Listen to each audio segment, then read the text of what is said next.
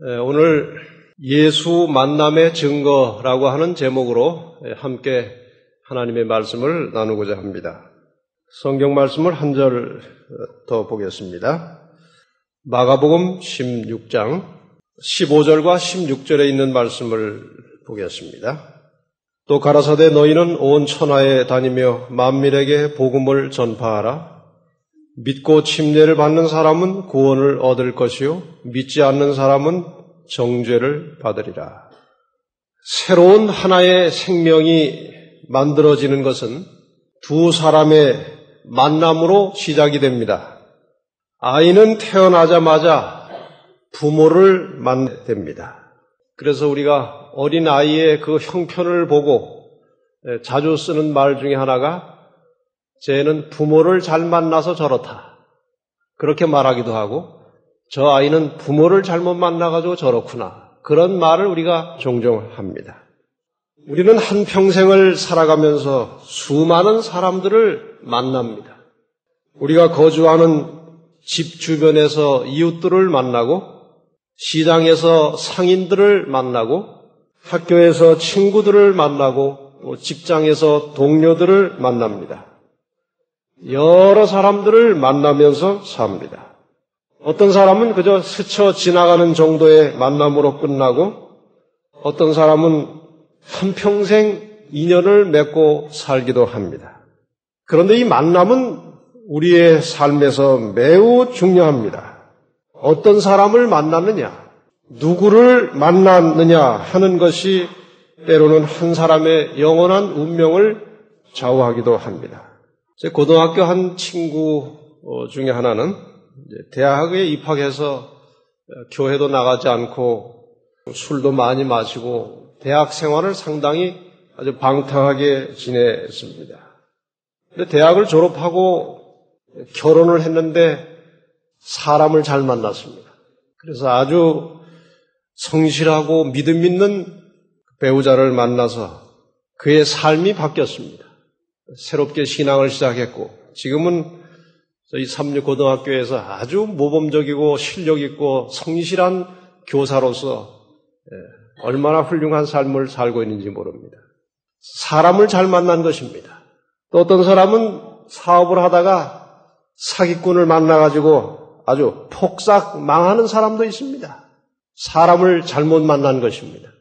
친구를 잘못 만나서 평생을 망친 사람도 있습니다. 한평생을 살아가면서 경험하게 되는 이 허다한 만남 중에서 가장 소중하고 값진 만남이 있다면 그것은 예수 그리스도를 만나는 것입니다. 그저 스쳐 지나가는 인연으로서가 아니라 예수 그리스도와의 진정한 만남이 이루어지면 주님과의 첫 만남을 경험하면 우리의 운명은 영원히 달라집니다. 영원한 생명을 얻게 되는 것입니다. 성경에 보면 예수를 만나서 팔자를 고친 사람들이 많습니다. 예수를 만남으로 만나기 전보다 전혀 다른 운명을 갖게 된 사람들이 많습니다. 그런데 예수 그리스도를 만나고 나면 어떤 변화가 옵니다. 몇 가지 사례를 보겠습니다. 예수님께서 갈릴리로 나가시다가 한 제자를 부르셨는데 그 제자 이름이 빌립이었습니다. 이 빌립은 안드레나 베드로와 같이 벳세다라고 하는 동네에 살던 사람이었습니다. 근데 예수를 만나자마자 즉시로 자기 친구에게로 가서 한 친구를 데리고 왔는데 그 친구 이름이 나다나엘이라고 하는 친구였습니다. 그에게 예수를 소개했습니다. 요한복음 1장 46절에 보면 그 소개하는 장면이 나오는데 그 소개를 받은 나다나엘이 요한복음 1장 46절에 이렇게 말합니다. 나다나엘이 가로되 나사렛에서 무슨 선한 것이 날 수 있느냐. 나사렛 출신 예수 그리스도를 소개받았을 때 이 나다나엘은 나사렛 같은 동네에서 어떻게 선한 사람이 나올 수 있느냐. 그때 빌립이 대답했습니다. 가로되 와 보라 하니라. 내가 어떻게 설명은 충분히 다 못하겠고 정말 그분이 어떤 분인지 알고 싶으면 어떻게 하라는 것입니까? 와 보라는 것입니다. 같이 가서 만나보자는 것입니다. 그래서 와본 결과 나다나엘은 예수 그리스도의 신실한 제자가 되었습니다. 하나님을 마지막 복음을 열심히 증거하다가 순교하는 순교자가 되었습니다. 또 한 번은 예수님께서 거라사라고 하는 동네에 가셔서 귀신 들린 두 사람을 치료하셨습니다. 그 귀신 들렸다가 치료함을 받은 두 사람이 예수님을 계속 같이 따라다니기를 원했습니다. 그러나 예수님께서 그들에게 그렇게 하지 말고 이렇게 하라고 사명을 주셨는데 누가복음 8장 38절과 39절을 보겠습니다. 귀신 나간 사람이 함께 있기를 구하였으나 예수님과 함께 있고 싶어 했습니다. 예수께서 저를 보내시며 가라사대 집으로 돌아가 하나님이 내게 어떻게 큰 일 행하신 것을 일일이 고하라 하시니 저가 가서 예수께서 자기에게 어떻게 큰 일 하신 것을 온 성내에 전파하니라. 그 귀신 들렸다가 나음을 받은 이 사람이 예수님과 함께 있고 같이 따라다니기를 원했지만 예수님께서 하신 말씀은 집으로 가서 하나님이 너에게 어떤 일을 하셨는지 사람들에게 일일이 자세하게 다 이야기하라고 하셨습니다. 이 말을 듣고 귀신 들렸다가 나음을 받은 사람들이 자기 동네로 가서 그 나은 이야기, 그리스도를 만난 이야기를 상세하게 다 전했습니다. 또 한 번은 사마리아라고 하는 지역에서 한 우물가에서 한 여인이 예수님을 만났습니다. 이 이야기를 여러분이 잘 아십니다. 이 여인은 예수 그리스도를 만남으로 그 불행했던 운명이 영원한 행복과 영원한 생명으로 바뀌어졌습니다. 기적 같은 만남이었습니다. 이 여인이 메시아를 발견하고 주님으로부터 복음을 깨달은 즉시 동네로 뛰어들어가서 자기의 변화된 모습과 자기의 경험한 바를 거침없이 증거했습니다. 사실 이 여자의 과거를 알고 현재 생활을 바라보는 동네 사람들에게 그 여인은 그렇게 신뢰할 만한 사람이 아니었습니다. 아주 생활이 부도덕하고 무질서한 사람이었습니다. 그런데 그 여인이 하는 말을 듣고 동네에 많은 사람들이 모여들었습니다. 그렇게 신뢰할 만한 사람이 아닌데 어떻게 그 여인의 말을 듣고 동네 사람들이 모여들었을까요? 그는 아주 확신에 찬 모습으로 변화된 용모와 모습으로 사람들에게 자기 이야기를 했습니다. 전과 같은 모습이 아니었습니다. 뭔가 다른 모습으로 아주 확신을 가지고 변화된 모습으로 사람들에게 이야기를 했습니다. 예수 그리스도와 진정한 만남을 경험한 사람들은 그 마음이 바뀝니다. 불안했던 마음이 평안한 마음으로 바뀝니다. 늘 생활 속에 불만족스러웠던 것들이 만족스러운 삶으로 바뀝니다. 가난했던 마음이 부요한 마음으로, 두렵던 마음이 담대한 마음으로 바뀝니다. 이렇게 심정에 마음의 변화가 오면 그 용모도 바뀝니다. 확신에 찬 모습, 기쁨에 찬 모습, 희망찬 모습으로 바뀌는 것입니다.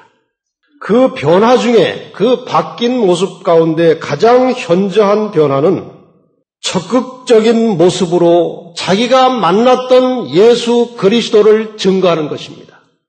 요한복음 4장 28절과 29절을 통해서 예수를 만난 후에 바뀐 이 사마리아 여인의 모습을 잠깐 살펴보겠습니다. 여자가 물동이를 버려두고 동리에 들어가서 사람들에게 이르되 나의 행한 모든 일을 내게 말한 사람을 와 보라. 이는 그리스도가 아니냐 하니 저희가 동리에 나와 예수께로 오더라. 이 여인도 자기가 만난 메시아, 자기가 들은 복음을 일일이 다 설명할 수가 없었습니다. 그래서 동네 사람들에게 간단하게 외친 말이 무엇입니까? 와 보라는 것입니다. 가서 직접 만나보라는 것입니다. 여기 이 장면에 대하여 시대소망 195페이지는 이렇게 설명하고 있습니다. 이 여인은 그리스도 안에서의 실천적 믿음의 활동을 대표합니다. 모든 참된 제자는 하나님 나라의 선교사로서 태어난다. 생수를 마시는 자는 생명의 샘물이 된다. 생수를 마시는 자는 생명의 샘물이 된다. 하나님의 말씀을 들은 사람, 예수 그리스도를 만난 사람은 이 속에 그리스도에 대하여, 진리에 대하여 무언가 말할 것이 쌓이게 됩니다. 흘러 넘칠 수밖에 없는 것입니다. 생수를 마시는 자는 생명의 샘물이 된다. 받는 자는 주는 자가 된다. 영혼 안에 있는 그리스도의 은혜는 광야에 솟아나는 샘과 같아서 모든 것을 소성시키고 멸망하여 가는 자들로 하여금 생명수를 마시기를 열망하도록 만든다. 내 안에 진정으로 그리스도가 계시면, 내가 진정으로 그리스도를 만났고 그분의 말씀을 받아들였으면 다른 사람도 이 생수를 마시게 하고자 하는 열망이 있게 된다는 것입니다. 여러분, 예수 그리스도를 진정으로 만나셨습니까? 그리스도를 만나셨습니까? 아니면 만나기를 원하십니까? 2000년 전에, 지금부터 약 2000년 전에 예수님께서 이 땅에 실제로 사실 때에 그분 가까이 살았던 사람들은 예수님을 직접 만났습니다. 옆에 같이 가까이 살았습니다. 직접 그분을 대면했습니다. 말씀을 직접 들었고 그 말씀을 통해서 예수님을 이해하고 예수님에 대해서 배우고 그분의 가르침을 깨달았습니다. 그러면 오늘 우리는 어떻게 예수를 만날 수 있는가? 개인적으로 예수님을 만났는지 안 만났는지 제가 잘 모릅니다만, 그러나 질문을 한 가지 드리겠습니다. 예수님을 진정으로 만나기를 원하십니까? 우리 모두가 다 그리스도를 만나야 합니다. 오늘 우리는 어떻게 그리스도를 만날 수 있는가? 예수님이 어디 사십니까 지금? 하늘에 사십니다. 그분을 우리가 실제로 배울 수는 없습니다. 그러나 얼마든지 만날 수 있습니다. 이 부분은 제가 종종 설교 말씀 통해서 부분적으로 드렸던 말씀인데 다시 한번 요약해서 말씀을 드리겠습니다. 요한복음 1장 14절 말씀을 보겠습니다. 말씀이 육신이 되어 우리 가운데 거하심에 우리가 그 영광을 보니 아버지의 독생자의 영광이요 은혜와 진리가 충만하더라. 말씀이 무엇이 돼요? 육신이 되어 우리 가운데 거하심에 하나님의 생각이, 하나님의 사상이 하나의 형체를 가지고 모양을 가지고 나타나신 분이 예수 그리스도이십니다. 그 하나님의 생각, 하나님의 사상, 그것을 한마디로 말씀으로 표현했습니다. 그 말씀이 육신의 모양으로 오셔서 우리 가운데 거하셨습니다. 그분은 예수 그리스도이십니다. 요한복음 5장 39절 말씀을 우리가 너무나 잘 압니다. 너희가 성경에서 영생을 얻는 줄 생각하고 성경을 상고하거니와 이 성경이 곧 내게 대하여 증거하는 것이로다. 예수님께서 말씀하시기를 이 성경이, 이 말씀이 내게 대하여 증거하는 것이라고 하셨습니다. 우리가 예수 그리스도를 만나기 원하면 말씀 속으로 들어가야 하는 것입니다. 말씀을 통해서 우리는 그리스도를 만날 수 있고 그리스도를 경험할 수 있습니다. 요한복음 17장 17절에 보면 저희를 진리로 거룩하게 하옵소서. 아버지의 말씀은 진리니이다. 아버지의 말씀은 무엇이라고요? 진리니이다. 진리가 무엇이냐? 요한복음 14장 6절에 보면 예수께서 가라사대 내가 곧 길이요 진리요 생명이니 나로 말미암지 않고는 아버지께로 올 자가 없느니라. 말씀은 진리라고 하셨고 진리는 예수님께서 내가 진리라고 하셨습니다. 예수 그리스도는 말씀이시고 말씀은 예수 그리스도이십니다. 요한복음의 사상을 보면 거의 대부분 모든 성경절을 통해서 그리스도를 증거하고 있는데 그 핵심 사상은 그리스도와 말씀을 동일시하고 있는 것입니다. 그러므로 오늘날 우리가 예수 그리스도를 만날 수 있는 유일한 길은 하나님의 말씀을 통해서 그리스도를 경험하고 만날 수 있는 것입니다. 하나님의 말씀을 읽을 때 우리는 그리스도를 만나게 됩니다. 하나님의 말씀을 들을 때 우리는 그리스도를 깨닫게 됩니다. 이 말씀을 보고 듣는 시간이 많은 것은 예수 그리스도를 자주 만나는 것입니다. 말씀과 접촉하는 시간이 많으면 많을수록 우리는 예수 그리스도를 더 깊이 이해하게 됩니다. 예수 그리스도를 깊이 알면 알수록 우리는 그분을 더욱 사랑하게 됩니다. 우리가 그분을 깊이 사랑할수록 우리는 기꺼이 즐거운 마음으로 더 많은 희생과 헌신을 바치게 됩니다. 그리스도를 많이 알수록 자아는 없어지고 주님이 내 삶을 지배하시게 되는 것입니다. 오늘 우리에게 하나님의 말씀을 찾고 하나님의 말씀을 듣고 하나님의 말씀을 상고하는 열정적인 믿음이 오늘 우리에게 필요합니다. 오늘 우리의 신앙이 이렇게 세속화되고 시들어가고 맥이 없고 생기가 없는 것은 하나님의 말씀을 가까이 하지 않기 때문에 그리스도를 개인적으로 만나는 깊은 체험이 빈약하기 때문에 우리의 신앙은 시들어가고 있는 것입니다. 잘 아시는 말씀 로마서 10장 17절에 보면 그러므로 믿음은 들음에서 나며 들음은 그리스도의 말씀으로 말미암았느니라. 우리의 믿음이 성숙해지고 우리의 신앙이 좀 더 믿음으로 전진하기 위해서는 자주 말씀을 들어야 하는 것입니다. 자주 말씀을 봐야 하는 것입니다. 사랑하는 여러분들이시오. 진정으로 그리스도를 만나기 원하고 주님을 사랑한다면 가정에서 하나님의 말씀을 자주 깊이 대하시기를 바랍니다. 우리는 이 말씀을 통해서 그리스도를 만나서 경험할 수 있고 그런 경험을 통해서 변화된 삶을 살 수 있는 것입니다. 그리고 어떠한 일이 있어도 말씀이 선포되고 말씀이 전파되는 예배 시간에 성실하게 참석하시기를 바랍니다. 정말 그리스도를 만나기 원하고 하나님 말씀 속에서 주님이 주시는 평안과 참된 복음의 능력을 경험하기 원한다면 말씀이 선포되는 예배 시간에 성실하게 빠짐없이 참여하시기를 바랍니다. 이것은 아주 중요한 일입니다. 우리의 신앙에 있어서 아주 중대한 일입니다. 이렇게 말씀을 통해서 그리스도를 만난 증거가 무엇이냐 이것입니다. 내가 정말 그리스도를 만난 사람인지 아니면 예수 그리스도를 그냥 피상적으로 알고 있는 껍데기 신앙인인지 무엇으로 확인할 수 있느냐 하는 것입니다. 어떤 물건을 사용해보고 그 물건이 좋으면 그 물건에 대하여 다른 사람에게 이야기를 합니까 안 합니까? 합니다. 그걸 써보니까 참 좋더라. 음식도 마찬가지입니다.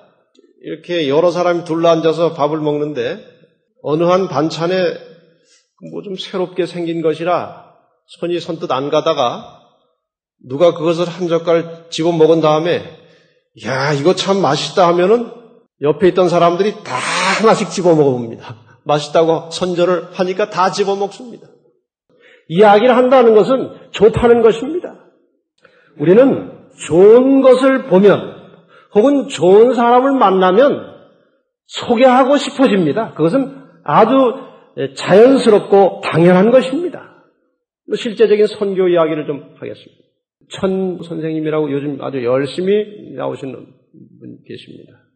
그분이 와서 하나님 말씀을 배우고 들은 다음에 즉시로 오신 지 얼마 안 되는데 그 같이 일하시던 동료를 가보자 이겁니다. 저를 보러 가자는 게 아니고 뭘 들으러 가자는 거예요? 말씀을 들으러 가보자는 겁니다. 말씀은 예수 그리스도이십니다. 내가 말씀을 통해서 그리스도를 만났는데 그 그리스도를 한번 같이 가서 만나자는 것입니다. 그래서 한 부부를 소개해서 지금 매주 수요일 오전에 공부도 하고 그 두 분이 또 안식일에 교회도 나오시는데 그 천 선생님의 소개로 와보라, 가보자 해서 오신 것입니다. 말씀을 통해서 깨우쳐진 그리스도가, 말씀을 통해서 만나게 된 예수가 싫었다면 소개할 리가 없습니다. 좋으니까 소개한 것입니다. 우리 교회 나온 지 또 얼마 안 되지만 우리 시린 선생님도 친구에게 말씀을 들어보자.